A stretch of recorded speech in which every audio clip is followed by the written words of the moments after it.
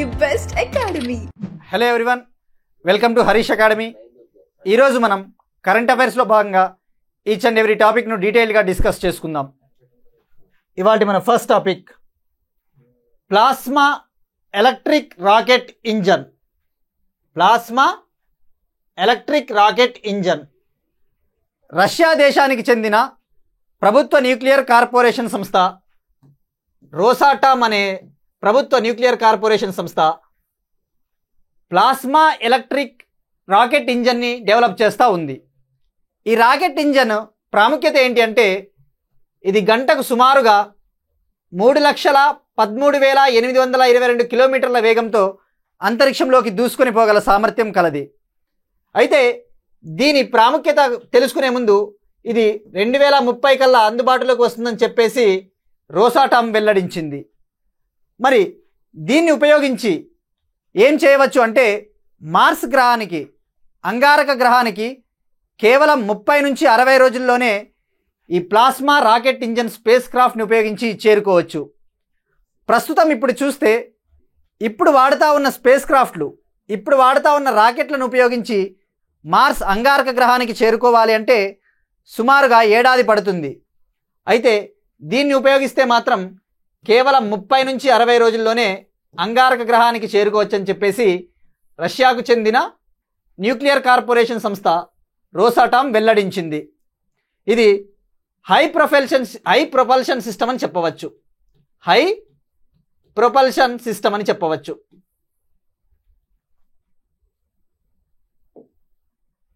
Next one, రిపోర్ట్స్కి సంబంధించి medical journal Lancet ఇటీవల ప్రపంచవ్యాప్తంగా పెరిగిపోతూ ఉన్న ఒబెసిటీ, స్థూలకాయానికి సంబంధించి ఒక రిపోర్ట్ను విడుదల చేయడం జరిగింది. ఈ రిపోర్టు చాలా ముఖ్యం. ముందుగా స్థూలకాయం అంటే ఏంటి? ఆహారపు అలవాట్లు సరిగా లేకపోతే, చిరుతిళ్ళు ఇటువంటివి ఎక్కువ తీసుకోవడం వల్ల స్థూలకాయం, ఇలా పొట్ట పెరిగి ఊబకాయం వస్తుంది. ఇది భారతదేశానికే కాదు ప్రపంచానికే అతిపెద్ద సమస్యగా పరిణమించిందని చెప్పవచ్చు. ఈ రిపోర్ట్లో ల్యాన్సెట్ మెడికల్ జర్నల్ ఏమని చెప్పింది అంటే, ఈ రిపోర్ట్ ప్రకారము ప్రపంచవ్యాప్తంగా సుమారుగా half of the world's adults ఈ ఊబకాయ సమస్యతో బాధపడుతున్నారని చెప్పేసి చెప్పింది. ప్రపంచంలోని ఈ వయోజనులలో అనగా అడల్ట్స్లో సగానికి పైగా ఊబకాయ సమస్యతో బాధపడుతూ ఉన్నారు అని చెప్పేసి చెప్పింది. ఇది ఈ సమస్య ఇంకా పెరుగుతుంది అని చెప్పేసి కూడా చెప్పింది. 2050 కల్లా 57%, ప్రపంచంలోని 57% అడల్ట్స్ స్థూలకాయాన్ని పొందబోతా ఉన్నారని చెప్పేసి చెప్పింది. అలానే ఇండియా విషయానికి వస్తే 2050 కల్లా 1/3 పీపుల్కి స్థూలకాయ సమస్యను ఎదుర్కోబోతా ఉన్నారని చెప్పేసి కూడా చెప్పింది. ఈ కాంటెక్స్ట్లో ఈ స్థూలకాయ సమస్య గురించి మనం ఎందుకు తెలుసుకోవాలి అంటే, జనరల్గా మనము డిసీజెస్ చదివేటప్పుడు క్యాన్సర్ రిపోర్ట్సు, ట్యూబర్కులోసిస్ రిపోర్టు ఇటువంటి వాటిపైనే ఫోకస్ చేస్తాం. జనరల్గా ఇటువంటివి అంత ఇంపార్టెంట్ అనిపించదు చదివేటప్పుడు, స్థూలకాయ సమస్య అటువంటివి. కానీ ప్రజెంట్ ఇప్పుడు చాలా ఇంపార్టెంట్, ఎందుకంటే క్వశ్చన్స్ అడగడానికి కూడా ఆస్కారం ఎక్కువగా ఉంది. ఇటీవలే ప్రైమ్ మినిస్టర్ మోడీ గారు ఫిట్నెస్ అంబాసిడర్స్గా ఈ స్థూలకాయ సమస్యను ఎదుర్కోవడానికి 10 మంది ప్రముఖులను నామినేట్ చేశారు. ఆ కాంటెక్స్లో డెఫినెట్లీ ఇలాంటి రిపోర్ట్లు మనము ఫోకస్ చేయాలి. ఈ రిపోర్ట్లో ఏమి ఫైండింగ్స్ ఉన్నాయో కూడా తెలుసుకోవాలి.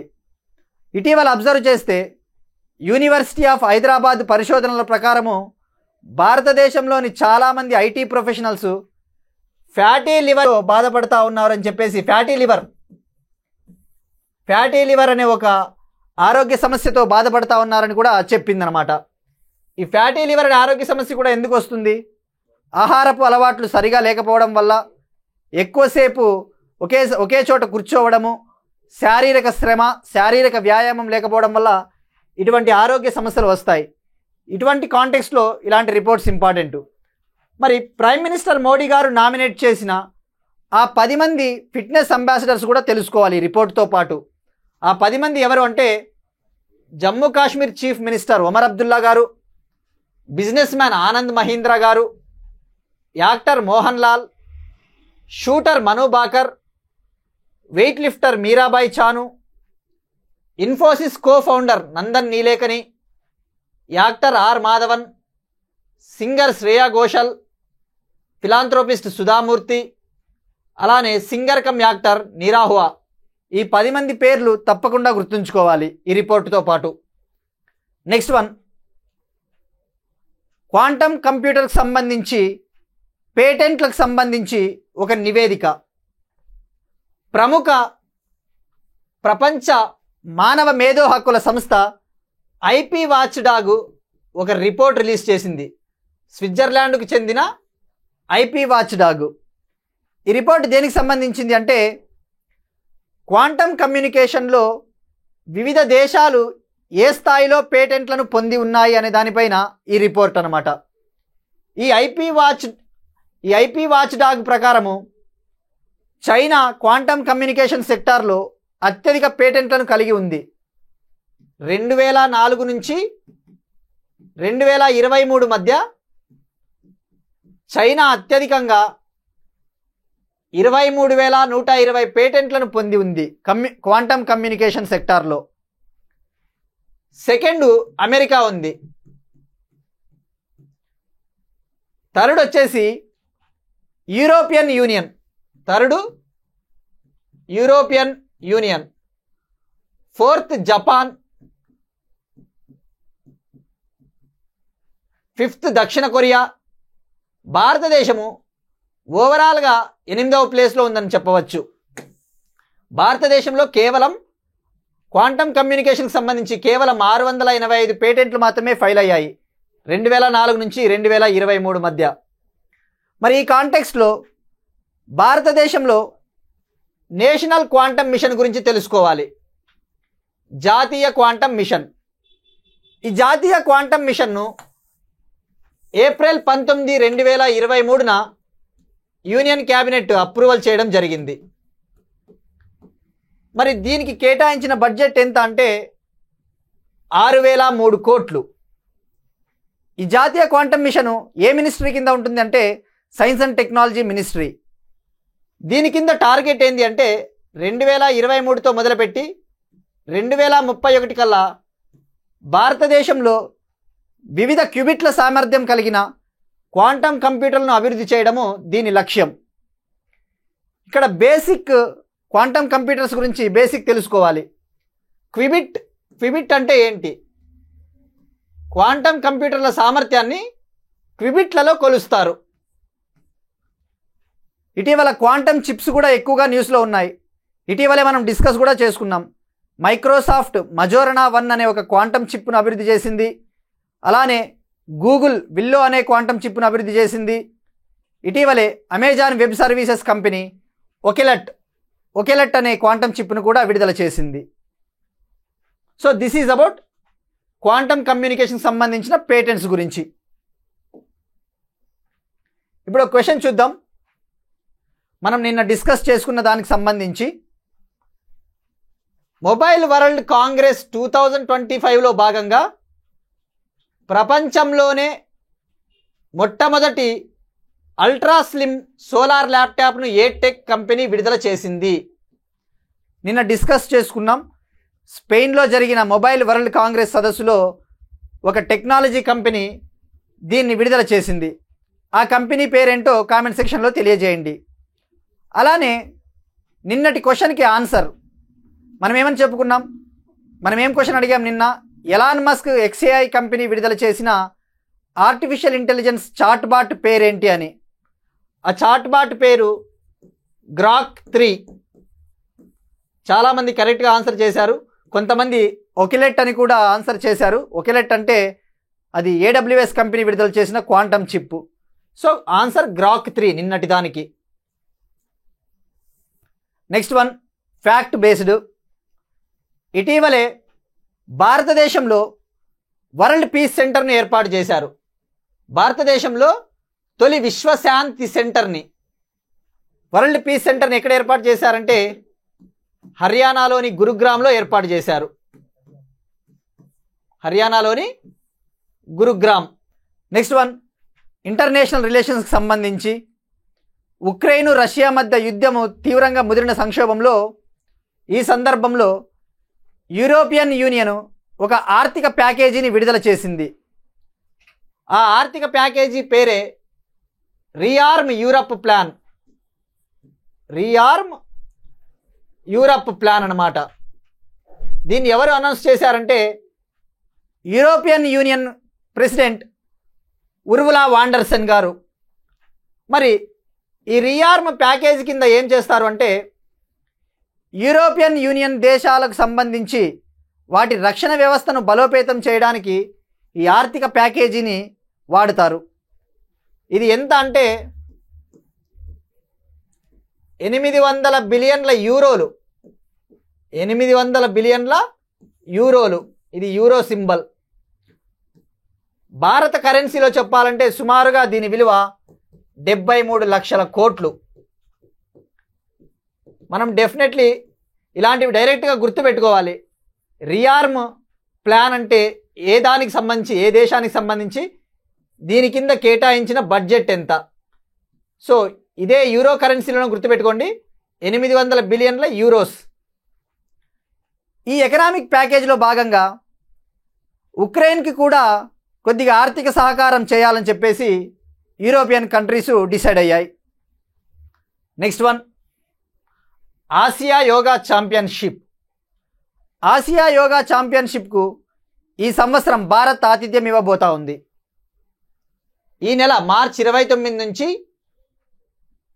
మార్చి 31 వరకు ఢిల్లీలోని ఇందిరాగాంధీ స్టేడియంలో ఈ పోటీలు జరగబోతా ఉన్నాయి. మరి ఈ ఆసియా యోగా ఛాంపియన్షిప్ను ఎవరు నిర్వహించబోతా ఉన్నారు అంటే కేంద్ర క్రీడా మంత్రిత్వ శాఖ మరియు యోగాసన భారత్ ఆధ్వర్యంలో ఈ ఛాంపియన్షిప్ పోటీలు నిర్వహించబోతా ఉన్నారు. ఇందులో 16 దేశాలు పాల్గొనబోతా ఉన్నాయి. ఈ కాంటెక్స్ట్లో యోగా గురించి మనం కొద్దిగా తెలుసుకోవాలి. కేంద్ర క్రీడా మంత్రిత్వ శాఖ యోగాను స్పోర్ట్స్ కేటగిరీలో కూడా చేర్చడం జరిగింది. ఈ కాంటెక్స్ట్లో అంతర్జాతీయ యోగా దినోత్సవం ఎప్పుడు?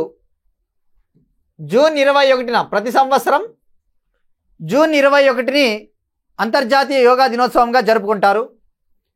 మరి గత సంవత్సరం జరిగిన అంతర్జాతీయ యోగా దినోత్సవం థీమ్ ఏంటి అంటే 2024 సంవత్సరం సంబంధించి theme yoga for self and society.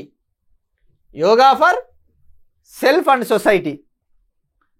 మరి ఈ అంతర్జాతీయ యోగా దినోత్సవం తొలిసారిగా ఎప్పుడు జరిగింది? 2015లో తొలి ఎడిషన్ జరిగింది. 2024లో జరిగిన ఎడిషను 10వ edition. Next topic, state specific సంబంధించి ఆంధ్రప్రదేశ్ ప్రభుత్వానికి సంబంధించి యాక్టివ్ ఆంధ్ర ప్రోగ్రాం. ఆంధ్రప్రదేశ్ ప్రభుత్వము యాక్టివ్ ఆంధ్ర అనే ఒక ప్రోగ్రాంను అమలు చేయబోతా ఉంది. ఈ ప్రోగ్రాం ముఖ్య ఉద్దేశం ఏంటి అంటే ప్రభుత్వ బడులలో చదువుతూ ఉన్న విద్యార్థులకు మానసిక వికాసాన్ని పెంపొందించడానికి, అలానే వాళ్లకు క్రీడల పట్ల ఆసక్తిని పెంపొందించడానికి, వాళ్లకు శారీరక వ్యాయామాన్ని కల్పించడానికి యాక్టివ్ ఆంధ్ర అనే ప్రోగ్రాంను ఆంధ్రప్రదేశ్ ప్రభుత్వము అమలు చేయబోతా ఉంది. ఈ ప్రోగ్రాంలో భాగంగా ప్రభుత్వ బడులలో ప్రతిరోజు 1 గంట సేపు ఆటలు నిర్వహించబడతాయి విద్యార్థులకు. దీన్ని తొలుత ప్రయోగాత్మకంగా మంగళగిరి నియోజకవర్గంలోని నిడమర్రు పాఠశాలలో ఈ కార్యక్రమాన్ని అమలు చేయబోతా ఉన్నారు. స్టేట్ స్పెసిఫిక్ సంబంధించి కొంతమంది కామెంట్ సెక్షన్లో కూడా అడిగారు, తెలంగాణ స్కీమ్స్ కూడా చెప్పండి, తెలంగాణవి చెప్పండి అన్నారు. మనం తెలంగాణ కూడా కవర్ చేస్తూనే ఉన్నామండి. మీరు అబ్జర్వ్ చేస్తే నిన్ననే సింగరేణి సంస్థ రాజస్థాన్ విద్యుత్ ఉత్పాదన లిమిటెడ్తో కుదుర్చుకున్న ఒప్పందం గురించి డిస్కస్ చేసుకున్నాము. అలానే మొన్న వరంగల్ జిల్లాలోని మామనూరు విమానాశ్రయానికి సంబంధించి కేంద్ర ప్రభుత్వం ఇచ్చిన గ్రీన్ సిగ్నల్ గురించి కూడా తెలుసుకున్నాం. కాంటెక్స్ట్ వచ్చినప్పుడు తప్పకుండా ఆ ప్రతి స్టేట్వి స్కీమ్స్ కవర్ చేస్తూ ఉన్నాము. సో ఆ పాయింట్ ఆఫ్ వ్యూలో ఇవాళ ఆంధ్రాది న్యూస్లో ఉంది కాబట్టి ఆంధ్రాది కవర్ చేశాము. నెక్స్ట్ రోజు తెలంగాణ వివర్ న్యూస్లో ఉంటే తెలంగాణ కూడా కవర్ చేస్తాం తప్పకుండా.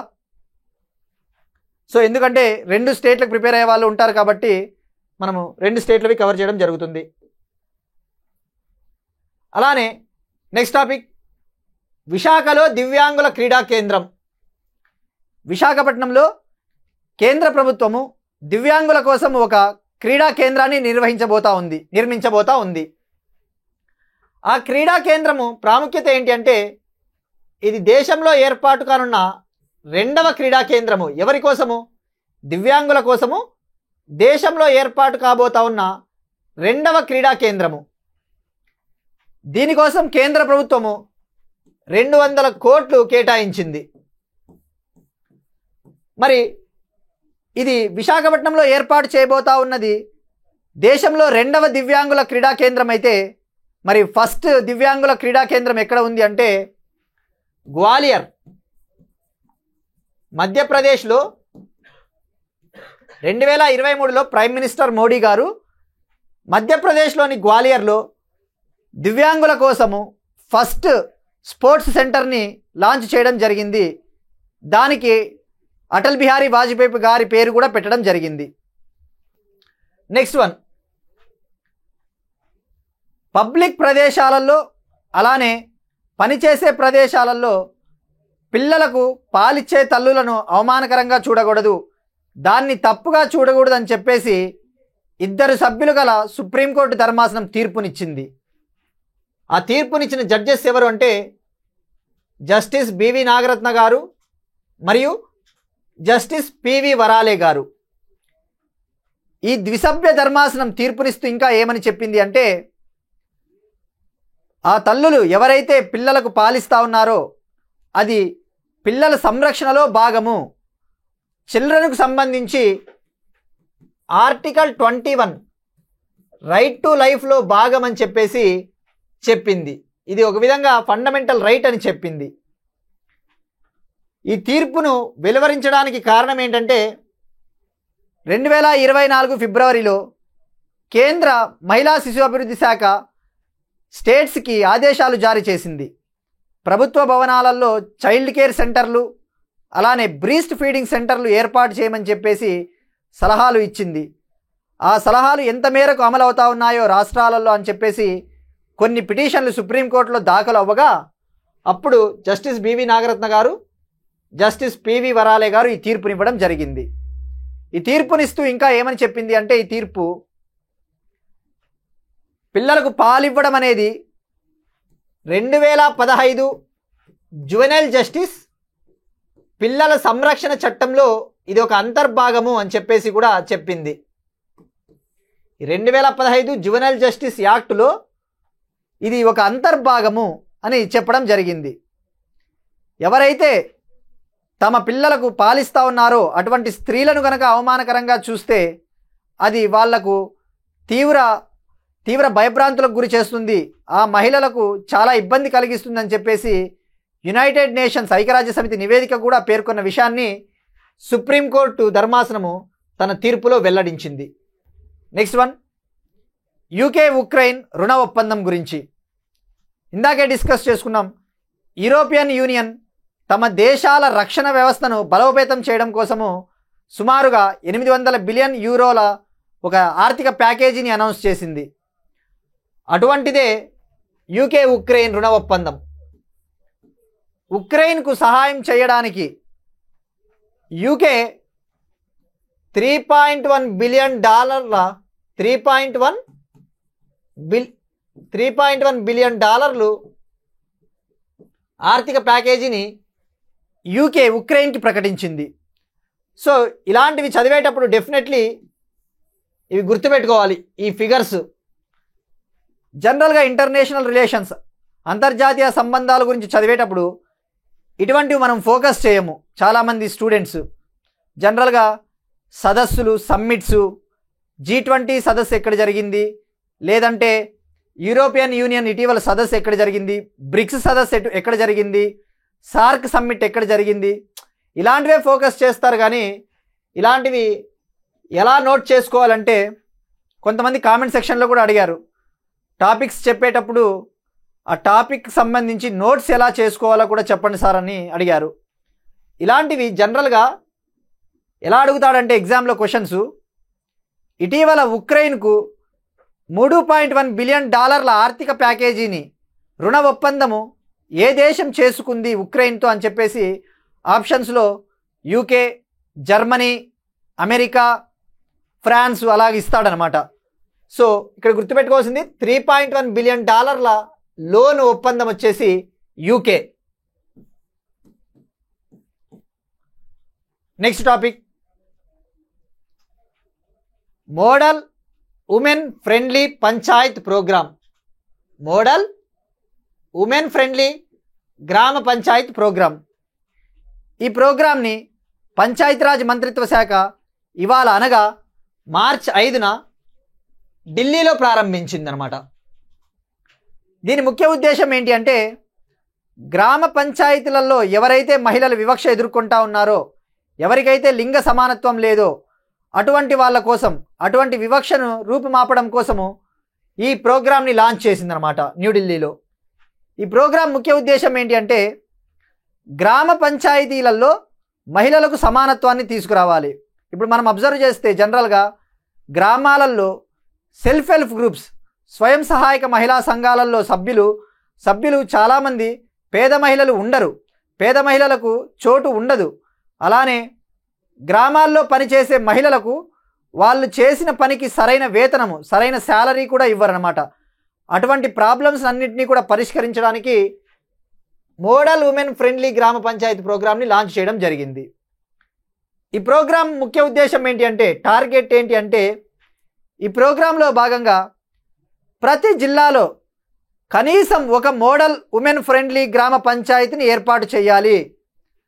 ప్రతి జిల్లాలో కనీసం ఒక మోడల్ ఉమెన్ ఫ్రెండ్లీ గ్రామ పంచాయతీని ఏర్పాటు చేయాలని చెప్పేసి దీని లక్ష్యం.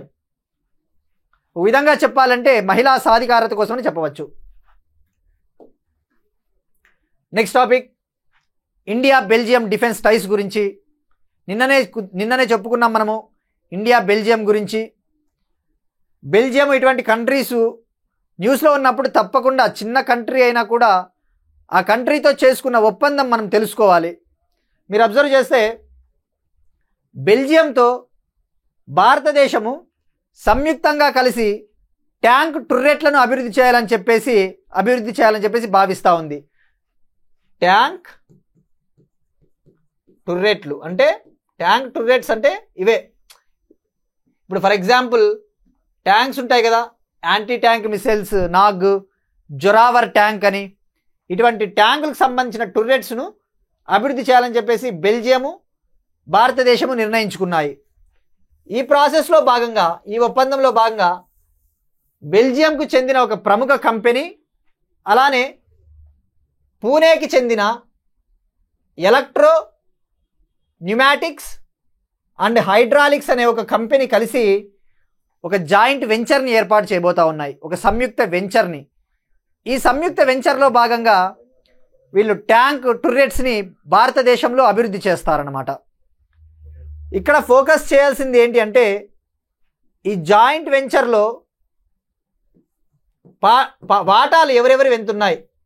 ఈ జాయింట్ వెంచర్లో 60% వాటా బెల్జియం కంపెనీది, 40% వాటా పూణే కంపెనీది. మీరు అబ్జర్వ్ చేస్తే న్యూస్ ఫాలో అవుతూ ఉంటే బెల్జియం ఆల్రెడీ భారతదేశానికి జొరావర్ ట్యాంక్స్కి సంబంధించిన టర్రెట్లను సప్లై చేస్తూ ఉంది. ఇక్కడ జొరావర్ ట్యాంక్స్ అంటే కొద్దిగా ఐడియా ఉండాలి. జనరల్గా యాంటీ ట్యాంక్ మిసైల్స్ నాకు తెలుసు, వాడు డిఫెన్స్ కరెంట్ అఫైర్స్లో రక్షణ రంగానికి సంబంధించి జొరావర్ ట్యాంకుల గురించి అడుగుతాడు. ఈ జొరావర్ ట్యాంక్ ఏంటి? లైట్ ట్యాంక్స్ కదా ఇవి. లైట్ ట్యాంక్ అంటే తేలికపాటి ట్యాంకు. దీన్ని అభివృద్ధి చేసినది డిఆర్డిఓ సంస్థ ఎల్ఎన్టీ సంస్థతో కలిసి, డిఆర్డిఓ మరియు ఎల్ఎండ్టీ లార్సెన్ అండ్ టౌబ్రో సంస్థతో కలిసి ఈ జొరావర్ ట్యాంకులను అభివృద్ధి చేయడం జరిగింది. సో ఇలా లింకప్ చేసుకోవాలి చదివేటప్పుడు. ఇండియా బెల్జియము ట్యాంక్స్ అన్నాడు కాబట్టి వాడు రేపు పొద్దున్న ఎగ్జామ్లో జొరావర్ ట్యాంక్ గురించి అడగొచ్చు. మీరు అబ్జర్వ్ చేస్తే మనం కరెంట్ అఫైర్స్లో భాగంగా మెనీ సోర్సెస్ నుంచి కూడా గ్యాదర్ చేస్తున్నామండి. కొన్ని తెలుగు పేపర్స్లో కూడా కవర్ కావు. That's why we are collecting from various papers like business standard and business line and all those things. So అన్నీ తప్పకుండా ఫాలో అవ్వండి. నెక్స్ట్ వన్, సెమీకండక్టర్స్కు సంబంధించిన కాన్ఫరెన్స్ గురించి. Gujarat semi connect conference. ఇలాంటి కాన్ఫరెన్సెస్ మాత్రము తప్పకుండా ఫోకస్ చేయాలి. ఈవెన్ దో స్టేట్స్ని ఇక్కడ మెన్షన్ చేసిన, గుజరాత్ అని మెన్షన్ చేసిన, ఇది గుజరాత్ రాష్ట్రానికి సంబంధించింది కదా, మనకేం లే, మన రాష్ట్రానికి సంబంధించింది కాదు అని చెప్పేసి మనం నెగ్లెక్ట్ చేయకూడదు. ఎందుకంటే ఈ గుజరాత్ కనెక్ట్ కాన్ఫరెన్స్ అయినప్పటికీ ఈ కాన్ఫరెన్సెస్ ముఖ్య ఉద్దేశం ఏంటిది? భారతదేశంలో సెమీకండక్టర్ ఇండస్ట్రీని అభివృద్ధి చేయడము. ఈ కాన్ఫరెన్స్కి వివిధ దేశాల నుంచి ప్రపంచవ్యాప్తంగా సుమారుగా 1500 మంది డెలిగేట్లు, ఇండస్ట్రీ లీడర్లు అందరూ అటెండ్ అవ్వబోతూ ఉన్నారు. ఇది ఎప్పటి నుంచి ఎప్పుడు జరగబోతా ఉందంటే, ఇవాళ లాంచ్ అయ్యింది, మార్చ్ 5న లాంచ్ చేశారు, 7th మార్చ్ వరకు జరగబోతా ఉంది. ఇది ఎన్నవ ఎడిషన్ అంటే 2వ ఎడిషన్. గతంలో 2024లో జరిగింది, ఇది 2వ ఎడిషన్. మరి థీమ్ వచ్చేసి silicon Gujarat pouring India's semiconductor revolution. Theme తప్పకుండా గుర్తుపెట్టుకోవాలి. మరి ఈ కాన్ఫరెన్స్ని ఎవరు నిర్వహిస్తున్నారు అంటే science and technology department, Gujarat government, semi అనే ఒక అంతర్జాతీయ సెమీకండక్టర్ అసోసియేషన్ సెమీ, అలానే India electronics and semiconductor association. ఇది ఎవరు నిర్వహిస్తున్నారో తప్పకుండా ఇవి తెలుసుకోవాలి. ఇండియాలో ఇటువంటిదే ఇప్పుడు గుజరాత్లో ఇది జరుగుతూ ఉంది కదా. భారతదేశంలో 2024లో సెమికాన్ ఇండియా అనే కాన్ఫరెన్స్ కూడా జరిగింది. భారతదేశంలో ఇది సెమికాన్ ఇండియా, ఇది మొత్తం భారతదేశానికి సంబంధించి సెమికాన్ ఇండియా 2024లో సెప్టెంబర్లో ఉత్తరప్రదేశ్లోని గ్రేటర్ నోయిడాలో జరిగింది. SEMICON India 2024, greater Noida, Uttar Pradesh. So చదివేటప్పుడు ఇలా లింక్ చేసుకోవాలి. గుజరాత్ సెమీ కనెక్ట్ అని వచ్చింది కాబట్టి ఇక్కడితో ఆపకూడదు. డెఫినెట్లీ ఆ సెమీ కండక్టర్స్కి సంబంధించిన మిషన్స్ ఏమైనా ఉన్నాయా, ఆ మిషన్స్ ఉంటే ఎవరి ఆధ్వర్యంలో నడుస్తాయి, వాటికి కేటాయించిన బడ్జెట్ ఎంత, భారతదేశంలో ఏమైనా సెమీ కండక్టర్ ప్లాంట్స్ ఎక్కడైనా ఉన్నాయా, సో అలా డెఫినెట్లీ అలా లింక్ చేసుకోవాలి. So maximum we are trying to cover. Next one, అటవీ కార్చిచ్చులు, వైల్డ్ ఫైర్స్కి సంబంధించి. జపాన్ తన చరిత్రలో గత 50 ఏళ్లలో ఎన్నడూ లేనంతగా వైల్డ్ ఫైర్స్ని ఎదుర్కొంటా ఉంది. మరి ఇటువంటివి చదివేటప్పుడు జపాన్ అటవీ కార్చిచ్చులు కదా ఏముందిలే అని చెప్పేసి మనం లైట్ తీసుకుంటాం. కానీ ఎగ్జామ్ పాయింట్ ఆఫ్ వ్యూలో ఎలా అడుగుతాడు అంటే, ఇటీవల జపాన్లో అటవీ కార్చిచ్చులు ఎక్కడ నమోదయ్యాయి, ఏ రాష్ట్రంలో, జపాన్లోని ఏ ప్రావిన్స్లో ఈ అటవీ కార్చిచ్చులు ప్రబలినాయి అని చెప్పేసి అడుగుతాడు. గుర్తుపెట్టుకోవాల్సింది వఫునాటో అనే ప్రాంతంలో, జపాన్లోని వఫునాటో అనే ప్రాంతంలో వైల్డ్ ఫైర్స్ ప్రారంభమయ్యాయి. ఇటువంటివి మనం పేర్లు గుర్తుంచుకోవాలి. జాగ్రఫీ పాయింట్ ఆఫ్ వ్యూలో కూడా అడుగుతాడు. అలానే చూస్తే జనవరి 2025లో అమెరికాలోని లాస్ ఏంజల్స్లో కూడా వైల్డ్ ఫైర్స్ వ్యాప్తి చెందినాయి. ఆ wild fires, Los Angeles wild fires కారణంగానే 97వ ఆస్కార్ అవార్డుల నామినేషన్ ప్రక్రియ ఆలస్యం కూడా అయ్యింది. మరి లాస్ ఏంజల్స్ తర్వాత జపాన్లోని వఫునాటోలో నమోదయ్యాయి. అలానే రీసెంట్గా కూడా చూస్తే ఫిబ్రవరి నెలలో అమెరికాలోని కరోలినా అనే ప్రాంతంలో కూడా, నార్త్ కరోలినా, సౌత్ కరోలినా ప్రాంతంలో కూడా ఈ ఫారెస్ట్ ఫైర్స్ నమోదవుతూ ఉన్నాయి. సో ఇక్కడ సింపుల్గా గుర్తుపెట్టుకోవాల్సింది ఏంటంటే, ఈ కరోలినా ఎలా అడుగుతా అంటే డైరెక్ట్గా కరోలినా ఫారెస్ట్ ఫైర్స్ ఏ దేశంలో నమోదయ్యాయి, USA, జపాన్, జర్మనీ, చైనా అలా అడుగుతాడు. కరోలినా అయితే అమెరికా, వఫునాటో అయితే జపాన్. నెక్స్ట్ వన్, ఎట్టకేలకు ఆగిన అతిపెద్ద మంచు ఫలకం. ఇలాంటివి జస్ట్ మనము పేర్లు తెలుసుకోవాలి. ఇవి అతిపెద్ద మంచు ఫలకం అన్నాడు కదా, వరల్డ్స్ లార్జెస్ట్ ఐస్బర్గ్, దాని పేరేంటో తెలుసుకోవాలి, అది వార్తల్లో ఎందుకుందో తెలుసుకోవాలి, అది ఎక్కడ లొకేట్ అయ్యిందో కూడా తెలుసుకుంటే సరిపోతుంది. ప్రపంచంలోనే అతిపెద్ద మంచు ఫలకం పేరు వచ్చేసి A23A ఐస్బర్గ్. A23A iceberg. ప్రపంచంలోని అతిపెద్ద మంచు ఫలకం పేరేంటి అని అడుగుతాడు సింగిల్ లైన్లో. A23A iceberg. ఇది 1986లో అంటార్కిటికా తీరరేఖ వెంట ఫిల్షనర్ అనే ఒక ఐస్ షెల్ఫ్ నుంచి భారీ స్థాయిలో విడిపోయి A23A ఐస్బర్గ్గా ఫార్మ్ అయింది. ఇది సుమారుగా 40 ఏళ్ల పాటు సముద్ర జలాలపైన తేలి ఆడింది. అయితే గత 3 ఏళ్ల నుంచి ఈ అంటార్కిటికా ప్రాంతం నుంచి ఉత్తర దిక్కున మూవ్ అవుతూ సౌత్ జార్జియా అనే ప్రాంతం వద్ద భూమిని టచ్ చేసింది. సౌత్ జార్జియా వద్ద ఈ మంచుఖండం ఆగిపోయింది, ఇక్కడ నిలబడింది. మరి సౌత్ జార్జియా ఎక్కడ ఉంది? ఇది అంటార్కిటికా ప్రాంతంలో ఉంటుంది, అంటార్కిటికా తీరరేఖ వెంబడి. ఇక్కడ ఫోకస్ చేయాల్సింది ఈ సౌత్ జార్జియా అనేది బ్రిటన్ ఆధీనంలో ఉంది. ఇది బ్రిటన్ ఆధీనంలో ఉన్న ఐలాండ్. మరి ఇక్కడ ఆగింది మంచు ఫలకము. ఇప్పుడు సమస్య ఏంటి అంటే, ఒకవేళ ఈ ఐస్బర్గ్ కనుక ముక్కలైతే అక్కడ ఉన్న లోకల్గా ఉన్న బయోడైవర్సిటీ, పెంగ్విన్స్కి చేపల వేట పట్టాలన్నా కూడా కొద్దిగా సమస్యలు తలెత్తే అవకాశం ఉందని చెప్పేసి పరిశోధకులు చెప్తా ఉన్నారు. So that's it, these are today's current affairs. మనం ఫైనల్గా ఇప్పుడు ఒకసారి క్విక్ రీక్యాప్ చూద్దాం. రష్యా లాంచ్ చేసిన plasma electric rocket engine spacecraft Rosatom అభివృద్ధి చేసింది. లాన్సెట్ రిపోర్టు ఒబెసిటీ పైన, స్థూలకాయం పైన రిపోర్టు. ప్రైమ్ మినిస్టర్ మోడీ గారు నామినేట్ చేసిన టాప్ 10 అంబాసిడర్సు స్థూలకాయాన్ని ఎదుర్కోవడానికి. అలానే క్వాంటమ్ కమ్యూనికేషన్కి సంబంధించి పేటెంట్ల విషయంలో చైనా టాపు. ఒక క్వశ్చన్ చూసాం. గురుగ్రామ్లో ఏర్పాటైన భారతదేశపు first world peace centre. Europe దేశాల రక్షణ రంగానికి బలోపేతానికై రియార్మ్ యూరప్ ప్లాను.